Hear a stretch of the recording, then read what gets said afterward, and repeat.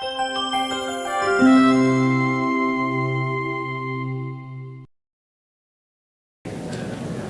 when we were thinking about speakers, and by the way, when we were trying to map all this out, I want to also recognize again somebody who stopped me a couple times and said, Chris, I'm just not comfortable with the agenda. And she said this like 10 times, which is okay. I mean, listen, I respect talent, and Andrea has a ton of it. And so Andrew made sure that as much as we possibly could, we wanted this to flow and tell a story over the 3-day period. And so this has been leading up to this next speaker, who is our keynote speaker for the event. And I'm going to let him do his own little intro, but I just want to say a couple of things because I feel so blessed to have him. As I asked the question over and over again leading up to this moment, how many people have faced rejection? 99% of you raised your hand, because most of us have, with the exception of Rosa. So when we face that, how do we overcome it? I've talked with you, because I said, and some of you guys have shared some intimate details and said, yeah, you know, I have some self-doubt, or I've had this happen, that happened. And Chris, I'm so grateful for this event, because I feel blessed, I feel inspired. And honestly, one of the greatest takeaways, I'm walking around the room asking, hey, what'd you take away the last day or two? A resounding theme has been each other. Isn't it interesting how we want to be with each other? The camaraderie and that interaction, that human interaction, is all important. So give yourselves a round of applause for being awesome people that want to be with each other. Pretty powerful. Jiang is going to come up here and he's going to talk about his story, his rejection. And let me tell you, it's resonated with me, because like you, I've been rejected in many different areas of my life. And when you don't have any other option, you have to persevere and move forward. And so this gentleman has a best-selling book, Rejection Proof. He has not the number top 10, not the top 5, but the number 1 TED Talk on the topic of rejection. He is the foremost authority on it, and so we are very blessed to have Mr. Jiang. Come on up to the stage, please. Welcome. G, welcome. Come on. Good job. Go kill it. All right. Let's talk about rejection. How many of you like rejection? Anyone? Raise your hand. I know Paul does. What a weirdo. Let's start with better topic. Gifts. How many of you like gifts? Raise your hand up. No, I hope all of you. I love gifts. I love getting gifts. I love giving gifts.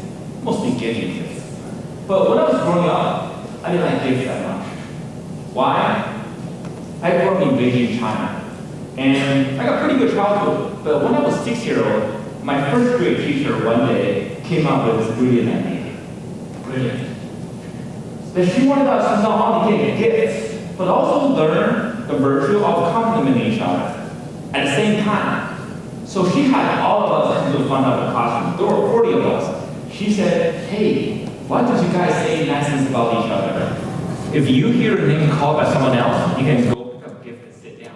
And she brought all of us holiday gifts stacked in the corner. What a great idea, right? What could go wrong? When it started, it was great. Every time I heard someone else's name was called, whether it's a good student or maybe someone can sing really well, I'll be like, yay, when it's my turn. Then there were 20 people left and 10 people left. At the end, there were 3 kids left. That's where the compliments stopped. And guess what? I was one of them. You know, at that moment, I didn't want gifts anymore. I didn't want compliments anymore. I just want to sit down.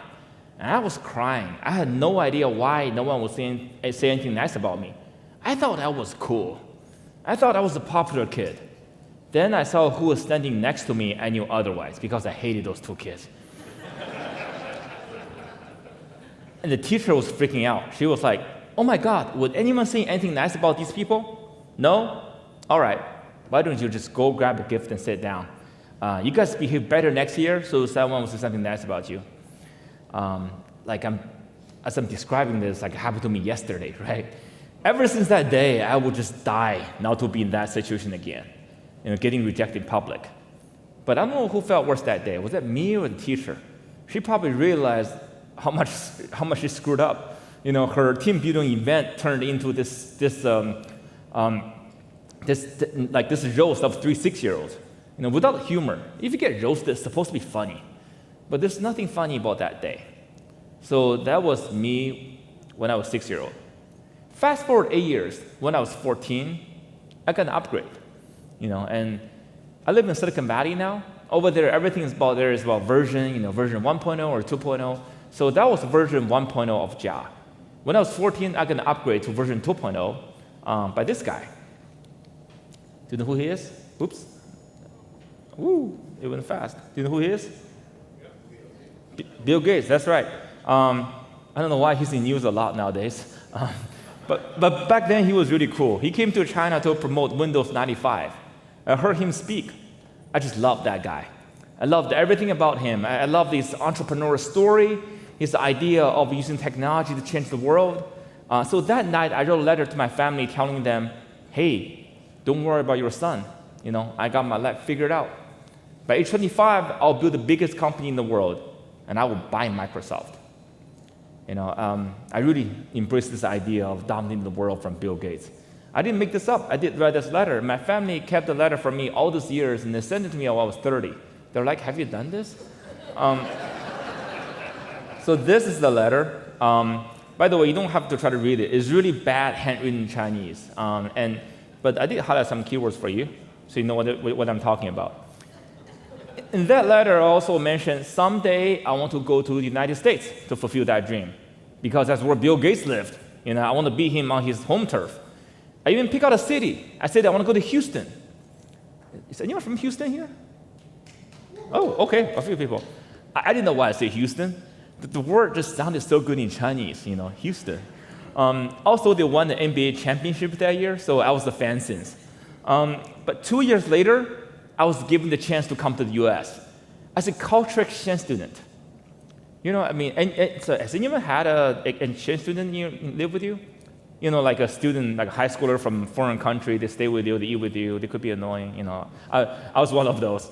But when I came, I didn't go to Houston, I didn't go to LA, I didn't go to New York, I didn't even come to San Diego. I went to rural Louisiana. Okay, anyone from rural Louisiana by any chance? Oh, one, okay, cool, I'll be nice.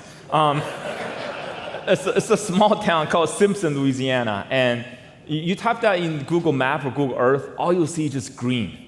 There's nothing. You just have to zoom in and zoom in. At the end, you'll see a couple roads. That was Simpson. There are more cows than people in that town. I was like, wow, this is a different American dream than I thought. I thought it's going to be skyscrapers everywhere. But I said, it's okay. I'm going to start from a small town, and I'll make it big. Someday, someone will write a book about me, this great immigrant entrepreneur. So that was when I was 16. And fast forward another 14 years. One day I woke up, I was 30. Nope, I didn't build the biggest company in the world. I didn't even start. What did I do? I did well for myself. I went to school, I found a job, I made money. I went to better school, found a better job, made more money. I bought a dog, bought a car, bought a house. I got married. So I got to kind of fulfill everything in this picture, the American dream. No, it's not my house. But you get the idea. It's a great dream. There's nothing wrong with it. A lot of people in the world that thrive to have that dream. In fact, your whole industry is helping people to fulfill that dream. But that wasn't my dream. It was not bad. But where was the kid who wrote that letter? He wanted to change the world. And looking back, it was like, what happened? And I didn't even start. Even at work, I felt stuck. I felt I wasn't progressing. So I was like, what just happened to me? So I was looking back, as it turned out, every time I have a new idea I want to try, every time I wanted to take a risk, I want to step out, I want to do something that's unconventional, or even at work, I want to have a new proposal, I want to speak in front of people. Every time when that happened, there was a constant battle between the 6-year-old and the 14-year-old. One wanted to change the world, another was afraid of rejection. And guess what? Every time that 6-year-old won. So when I was 30, and I just heard the news from my wife that we're gonna have a baby. Yay. I mean, don't get me wrong. Don't get me wrong. I love babies. I mean, I would recommend them to all of you when the timing is right for you or your kids. But the thing is, when you become a father, this chance of you becoming this world-changing entrepreneur goes way down. Your responsibility changed, your priority changed. So I thought, okay, I probably missed my boat. But it's okay. I'll be a good family man now. Maybe someday my kid will go after their dreams. Then my wife, Tracy, she saw how unhappy I was. She was like, hey, when I first met you at school, all you talked about was your business ideas. You were so excited. I kind of want to have that guy back. If you want to be an entrepreneur, why don't you just go do it? Quit your job. You don't have to do it forever. How about you do it for 6 months? Then we set up some goals with how much money you can, maybe some investment you can raise, or maybe some product you can sell. If you can reach those goals, you keep going. Otherwise, you can look for a job again. It's not that complicated. There are many times in my life I felt I married up. This is one of them. So this was the day my son was born in Austin, Texas. And 4 days before that, I quit my job. So this is where I was turning my badge to my manager, asked her to take a picture of me. As you can see, she wasn't happy. This is a terrible picture. She was like, there you go. So when I was walking out of that mammoth office building one last time, just part of me felt great. Life and liberty and pursuit of happiness. I can finally go after my dreams. The other half, I felt scared. I felt naked. Because before, I had all kind of excuses of not going after my dreams. I got a mortgage to pay, I got a kid on the way, and I got a job. But now there's no more excuses. The only person standing between me and success was myself. So I better get going. So I'm gonna blank this, it's okay. So I hit the ground running. I was finding a team where we're prototyping this mobile app. We're looking for customers, we're marketing. I was having a great time. But 4 months into this venture, it got real. Because a local investor showed interest in my company. And he was a very well-known and respected investor. I really thought he was going to invest. I thought there's no way he wasn't going to invest. This is the answer for my prayers. I even dreamed about this 5 different times. It was the same dream. Every time I would get in the dream, I would get a call from the investor. I would try to play cool on the phone. Then I would hang up and jump up and down, hug my wife, call my parents. Then I woke up. It sucks. You have to wake up from the same dream over and over again. Then there was the dreams and there was reality. One day I was at a restaurant celebrating a friend's birthday. There was just happiness and singing and chattering all around me. But then my phone vibrated, and I put it out, and I saw it was an email from this investor. I was like, wow, I hope it's something good. So I was trying to channel some good energy into this before I clicked open. Then I clicked open. It was one-liner. It said, nope, we're not doing this. At that moment, I had to just stand up and walk out so people wouldn't see me cry in front of them. I didn't know why I was hurt this bad. I thought I was ready for this outcome. I thought I could keep going, and I thought I was tough. I thought I was smart. I thought I was well-educated. But at that moment, though, the 6-year-old was standing on my shoulder again, just whispering into my ears. He was like, who do you think you are? You want to be an entrepreneur? That's for geniuses, like Steve Jobs and Bill Gates and Mark Zuckerberg. You just want to be. You should quit now before you embarrass yourself more. So that night, I had a talk with my wife. I was like, hey, maybe this is a real sign from above that I give this a try. I had a lot of fun, but I should look for a job now, a couple months early, so I can get income flowing again. When I said that, I was looking for a hug. I was looking for some sympathy. What I got was rage. She was like this pissed off quarterback, with the offensive lineman gave up a sack or something, and she would grab my face mask and just screaming to me. She was like, hey, dude, I give you 6 months. I didn't give you 4. All right, keep going. Just leave no regret. That's where it dawned on me. Would Bill Gates wanting to give up after rejection like this? Would anyone successful at anything wanting to give up after rejection like this? No way. I can keep going. I can build a better team. I build a better product. But one thing for sure, I gotta be a better person. I gotta solve that rejection problem. I wanna put that 6-year-old back to his place so he wouldn't keep talking to me again and again. So what did I do? I searched online. Google's my friend. So I searched, how do I overcome my fear of rejection? First of all, I saw a bunch of articles written by psychologists, and talking about, hey, where's your fear and pain coming from? No, they weren't that helpful. Then I saw a bunch of articles, like rah-rah articles written by sales gurus and there's just motivational speakers. They're like, hey, don't take rejection personally. Just move on. Overcome it. I'm like, who doesn't know this? If it were that simple, why was I still so afraid? Then I saw a website that was interesting. It was called rejectiontherapy.com. For those of you who don't know, rejection therapy was this game invented by this Canadian entrepreneur. He's got some real rejection issues. That's why he came up with a deck of cards, deck of 30 cards, and each card would give you a suggestion to get rejected at something on purpose. The idea is, if you're afraid of rejection, instead of running away, why don't you just go look for rejection? You do it for 30 days. By the end, you would desensitize yourself from the pain of rejection. You become this badass. I'm like, this is the best idea I've ever heard. I want to be a badass. I want to be the baddest ass of them all. So I said, I'm going to do this, but I'm not going to do this for 30 days. I'm going to do this for 100 days. I want to overdose on rejection. I want to see what happens. Also, instead of just doing this by myself, what if I film myself and and then put the video on YouTube, make a vlog out of this? If I did this by myself, I'll probably quit pretty easily. But if I tell this to the world, and people hold me accountable. So that's what I did. This was what the website looked like then. Looks a bit different now. So rejection 1, borrow $100 from a stranger. Okay, all right. I live in Austin. My office was in downtown Austin at the time. So one day I came downstairs. Before going home, I said, yeah, I better do this. I've been delaying this. So who do I talk to? Oh, I saw a guy in the lobby. He was a big guy sitting behind the desk. He looked like a security guard. I was like, okay, that's my target. I'm gonna talk to him.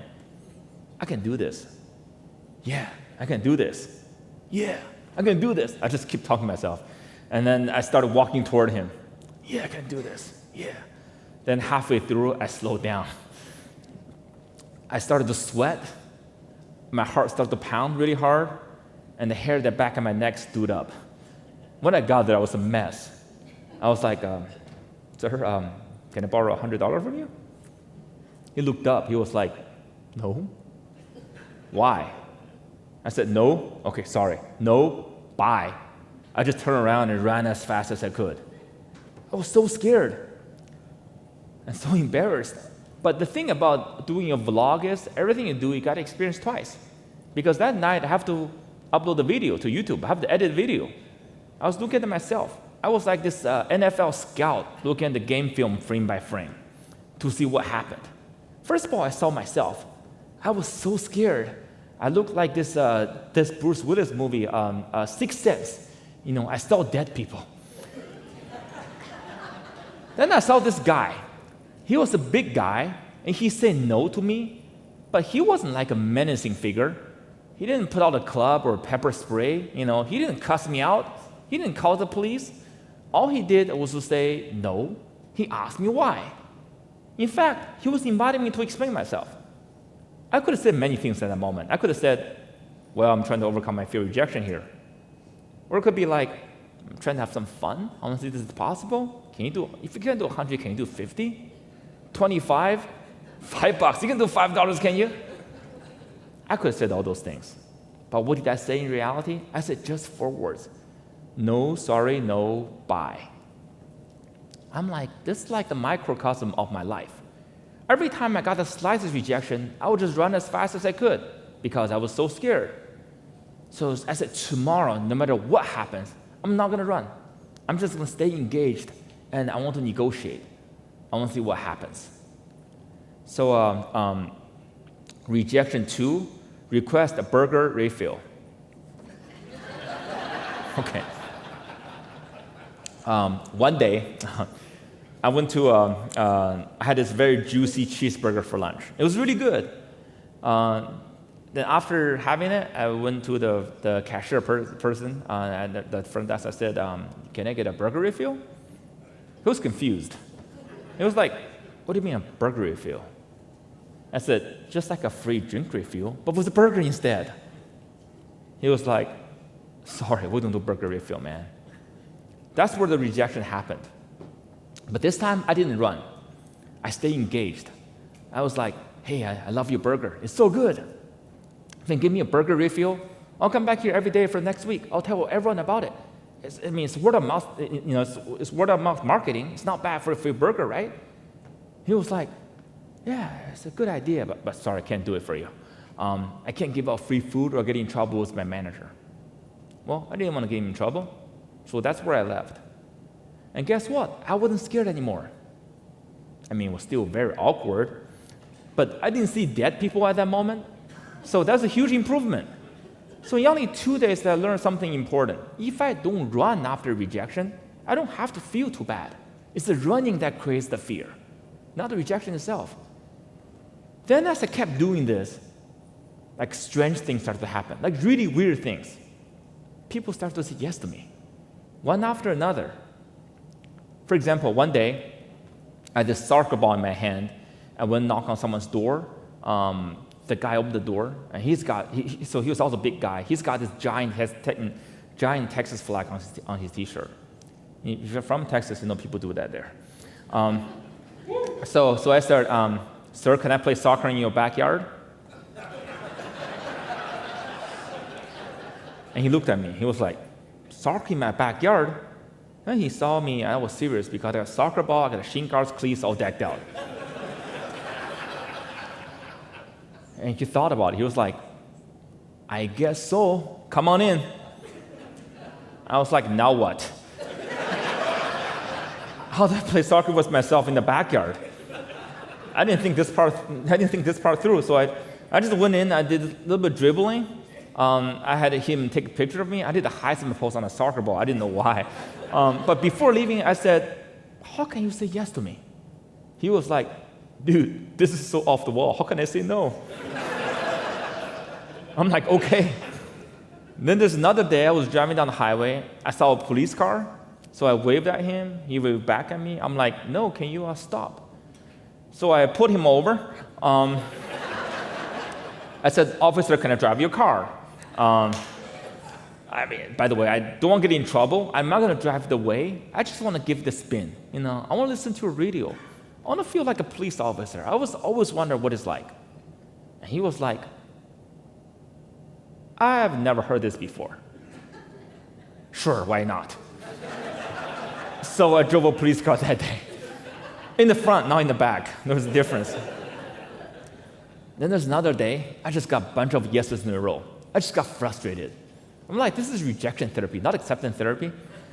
I'm going to get a no no matter what today. How can I get a no? How about if I try to fly a plane?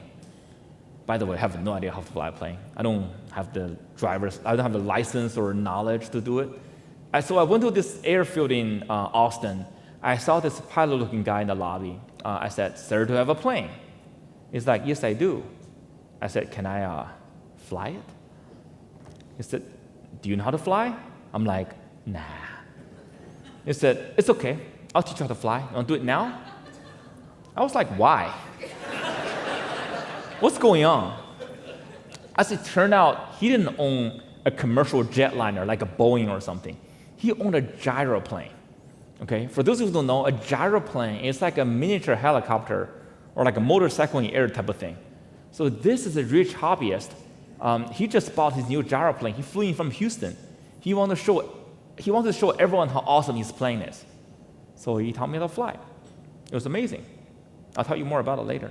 By the way, I have video evidence for all of my requests. They're all pretty fun. You can go to my YouTube channel to see them. They're all fun. But speaking of video, I gotta show you this one video that really talks about this idea of looking for rejection but not getting it. And here it is. I'm driving to a Krispy Kreme. I'm going to, well, I know, I just got my hair cut yesterday. I look like a Viet Cong from the 1960s. It's okay. I'm gonna grow into it, or my hair is gonna grow into me, either way. I'm driving toward Krispy Kreme. I'm gonna ask them to make me some specialized donuts. And we'll see what happens. What kind of specialized donuts are we talking about? I like to have getting a, you link the 5 donuts together, make them look like Olympic symbols. Oh. And when are you looking for these? Huh? When? The next 15 minutes?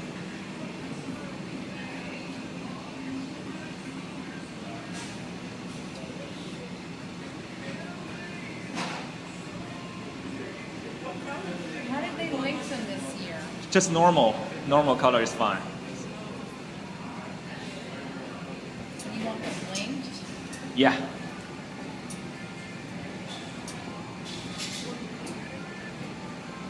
don't know if we can do that. I've got it. It's like I didn't even pay attention to the Olympics this year. No, just you got the 5 donuts together, look like a Olympic symbol. Was it this way this year? Something like that. That would work. Just link any 5 donuts together. It's gonna be awesome.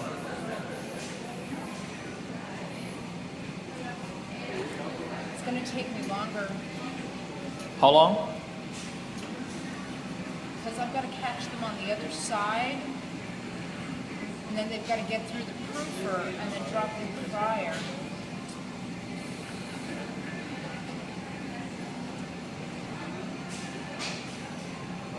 It was the red, blue, green, yellow.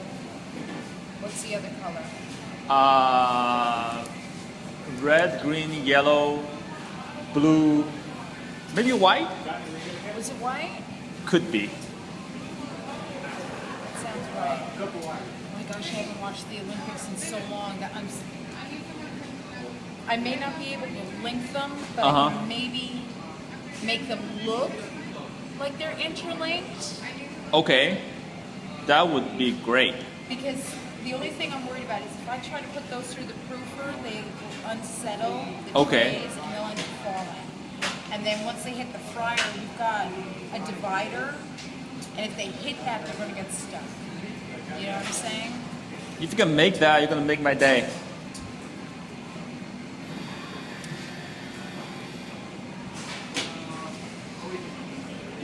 What is it?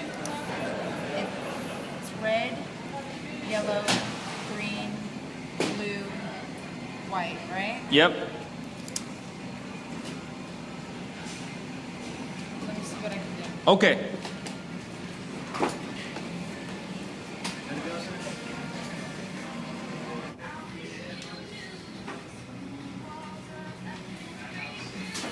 Try, but what do you think? Wow. That is really good. That is really good. Yeah. I mean, that's the best I could do with what we've got. No, it's good. It's good. It's more than I thought it would be done. So great. All right. So Jackie? Yes. All right, I'm a fan. Thank you. You're way too kind. No, You're you're way too kind. you're really good. All right, so do I pay there?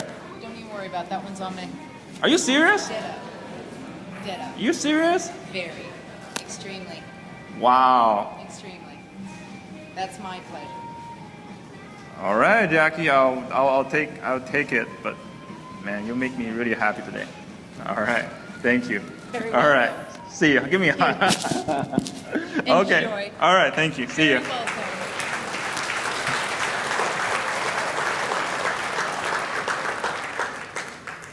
So Was that awesome?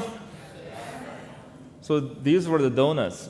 We had them for dessert that night. It's very sweet, a lot of sugar in there. But the whole experience felt sweeter. When I was walking out of the donut shop, I just had tears in my eyes because I couldn't believe the customer service or human kindness that you saw in that video. And apparently the world couldn't believe that either. After I put this video on YouTube, it went to the front page of Reddit, then Yahoo, then Time of India, Daily Mail of UK. It went around the globe. It got over 5 million views. And because of this video, the Krispy Kreme stock actually went up after this video. It's like a marketer's dream, right? And also because of the video, I started getting emails from people from all over the world, and a lot of people were sharing driving tips with me. Please don't film yourself while driving. I appreciated that. There are a lot of people talking about how awesome this woman was. And she's truly awesome. Her name is Jackie. She's from New York. But most people are talking about me. They were like, dude, what are you doing? We're looking for rejection. It's so awesome, so inspiring. I'm like, I'm just looking for rejection. So I thought I was the only person afraid of rejection, or maybe me and a few other people. As it turned out, everyone was afraid of rejection. And they're living their fears through my eyes. It's very therapeutic for people. And then people started sharing stories with me, like crazy stories. For example, there was this artist. She made art that was just beautiful and profound, but she didn't share it with anyone. She's like, this is my art, I'm gonna keep to myself. And then she saw this video, she was like, oh, those donuts are nice, but I'm a real artist. If you can make those donuts go viral, why am I afraid of sharing my art? So she did. She shared with local media, her family and friends. It got picked up by national media. Then she was invited by the government to give a show in Washington, D.C. It changed her life. Then there's this guy, his name is Mike. He said he's been afraid of rejection his whole life. So much so that when he goes to restaurant, he would ask his kids to get ketchup. But just this last year, his wife was diagnosed with cancer. He said, throughout the process, I learned a lot about the American medical system, for good and for bad. But one thing for sure, if you don't get things done sometimes, you just gotta ask. You gotta ask the doctors, the nurses, and the hospitals to get things done sometimes. You can't wait for them. So he was like, you're asking because you're doing rejection therapy. I'm trying to save my wife's life here. Why should I be afraid of asking? So he did. He started to ask. He was thanking me for it. It's just all this type of stories. There are people getting promoted at their work. There are people who started new businesses. And there are 2 people actually started a very popular podcast nowadays because they saw this video. And there's all this type of stories that got me thinking, wow, what is this? This is something really important. If I can help people overcome their fear of rejection, I can make some real differences in the world. So I spent the rest 100 days or even subsequent years doing research. I read up everything possible about rejection, negotiation, communication, body language. I used myself as a guinea pig. I did my own research. I want to see how I can get people to say yes to me without lying. If you lie, it'd be too easy. How can I maintain authentic while getting others to say yes to me?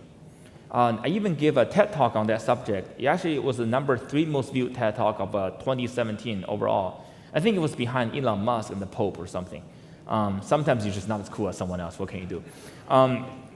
I discovered a lot of truth. I found a lot of secrets. So I'm going to share some of them with you. First of all, is the answer to this question, what is rejection? What is this thing that we're so afraid of that if you overcome that fear, you can make some real differences in your lives, in your business? So as it turned out, rejection is just a numbers game.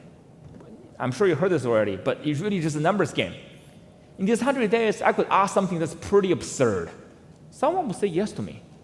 Or I could ask something pretty moderate, pretty reasonable. Someone will say no to me. But one thing for sure, if I want to get a yes, I just go talk to people. Someone will say yes to me at the end.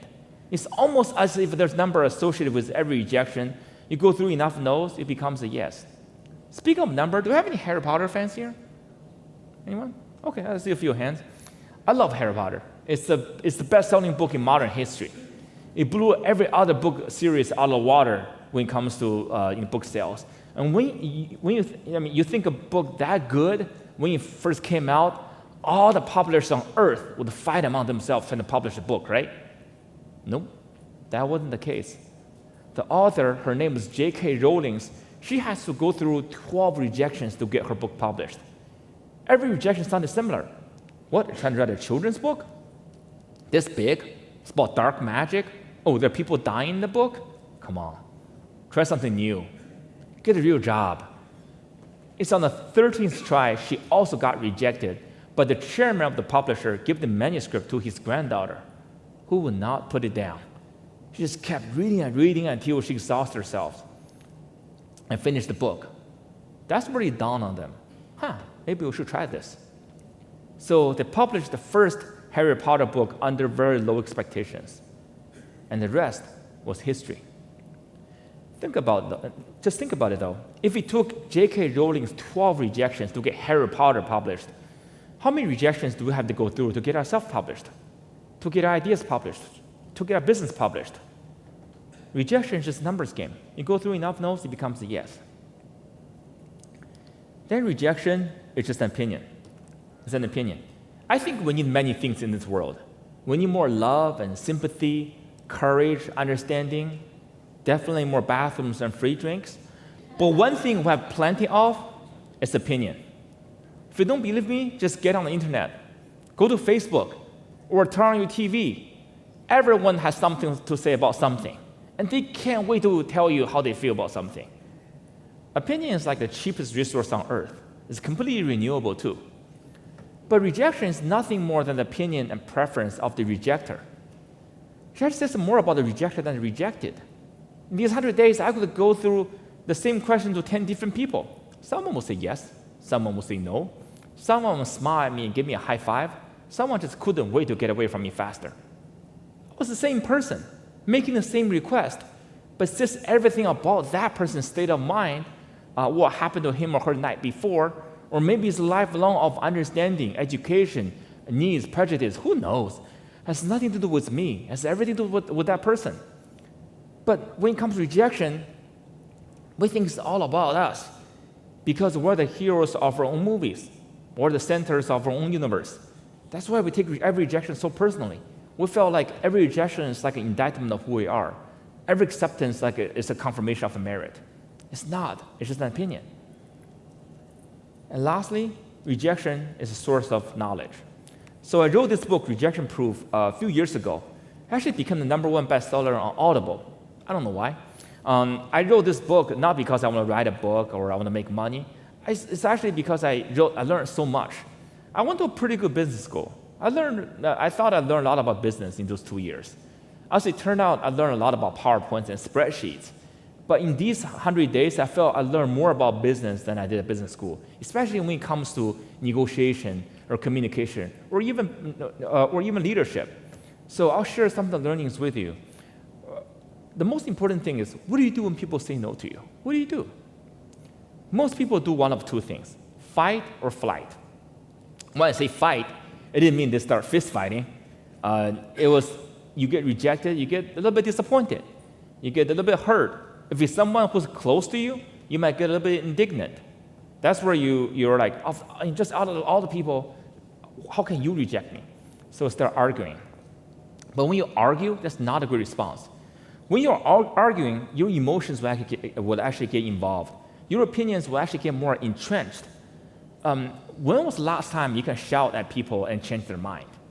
It doesn't happen. So fight is not a good response. The other route is flight. It's even worse. Flight is you feel the pain, you just want to get out of there. You feel the disappointment, right? You feel the disappointment. You're just like, thank you very much, you just leave. But when you're running, not only you're not going to be able to change anyone's mind, you're also at the mercy of your own judgment. You can lose confidence that way. So I found there's a third way, which is you can ask why. You can just, slow down and just talk to them, ask why. In fact, why is like a magic word to me.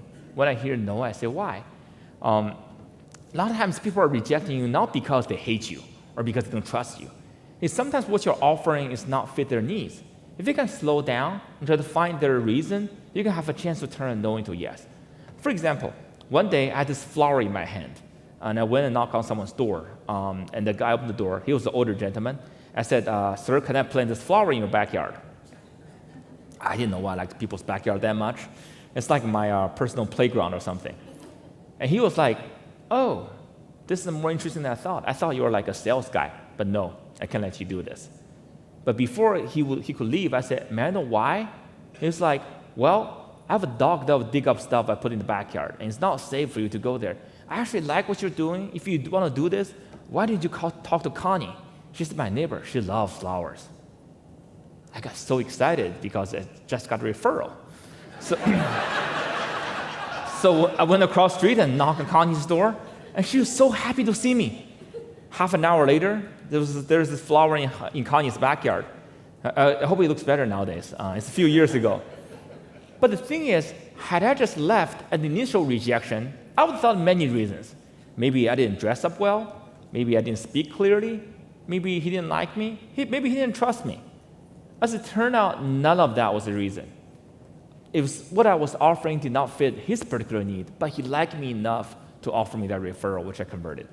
So again and again, I learned that if I just don't run after rejection, I got a chance to ask why and then turn this around. And I also learned I can, so it's one thing, you can ask why. Also learn something else. You can ask for something else after you get rejected. You ask for something less, not more. You ask for something less. For example, one day, I went to this hotel in Austin, like this best hotel. I went and talked to the front desk lady. This is what she looks like. As you can see, she's a very nice person. I said, hey, ma'am, can I have a free night here? And she was like, oh, sorry, we don't do that now.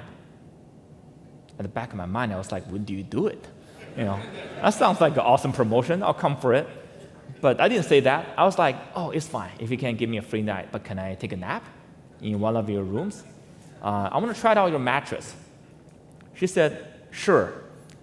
So she sent a bellman with me to go to one of their suites, and I took a nap on one of your mattresses.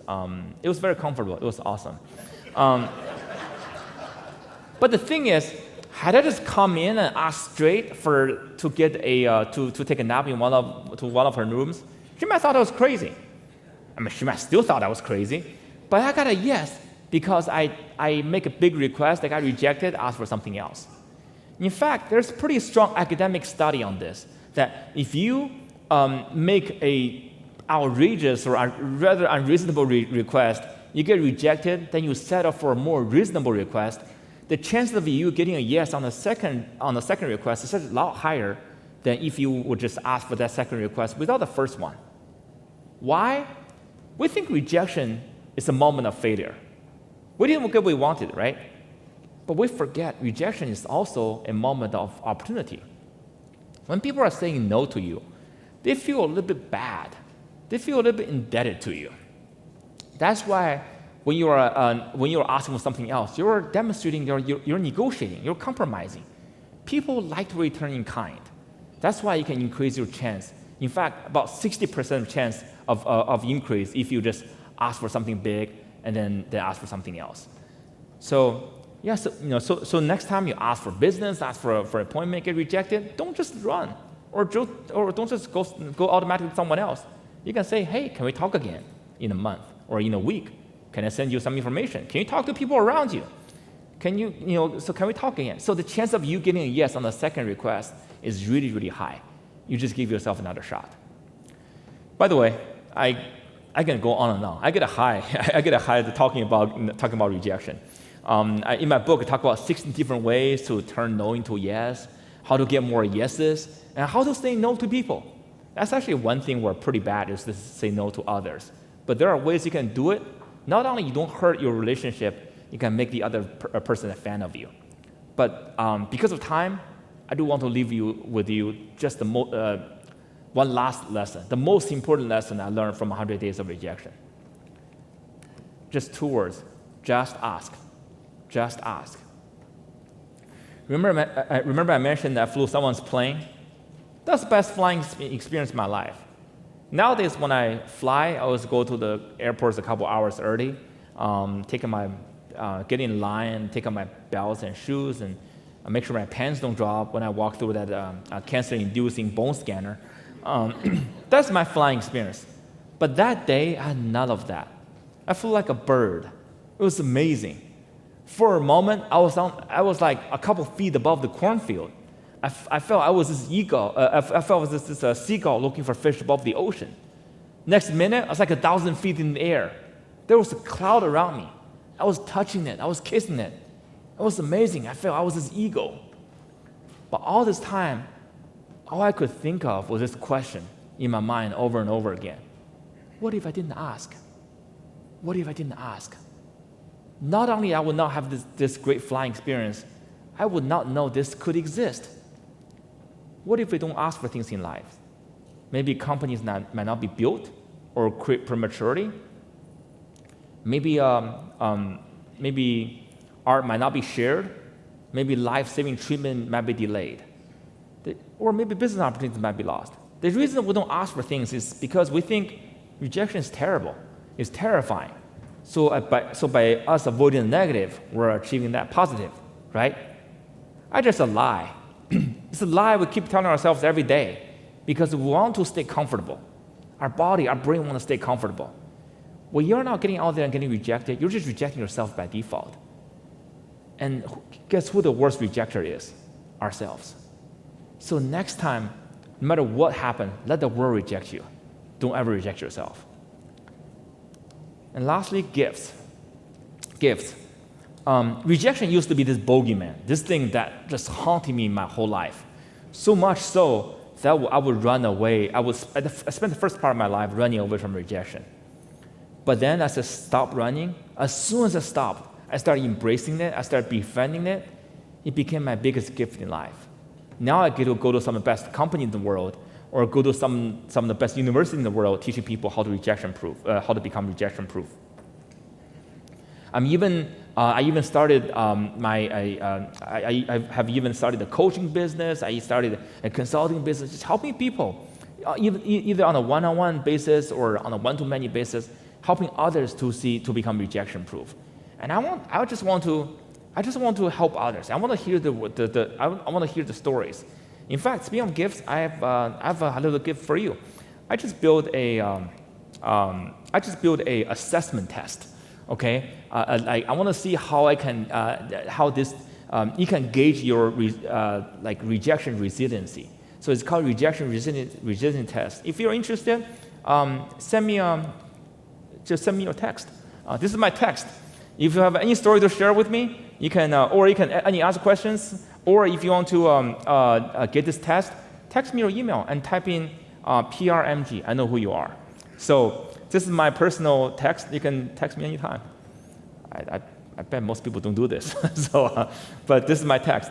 But whether that's my talk or my book or or whatever I'm doing, I just want to create a world where we're not afraid of rejections anymore. So I want to see how many lives can be changed, how many cool ideas can be realized, how many love stories can be written. So I'm inviting all of you into that world. The next time, whether it's you who wants to take a chance, who wants to take a risk, who might face rejection, but if you're afraid, remember these stories and principles. Or if it's your loved ones or friends or colleagues who's afraid of rejection, and they're stuck, share these stories with them. It's going to help. If it doesn't help, I'm going to just buy them a box of donuts. That always helps. There's one sign of leadership. You buy people donuts. It always works. So thank you very much, guys. Thank you for hearing my story. Thank you. Thank you. Thank you. So get to Q&A. Great job. Great job. Thank you so much. Round of applause, everybody. All right.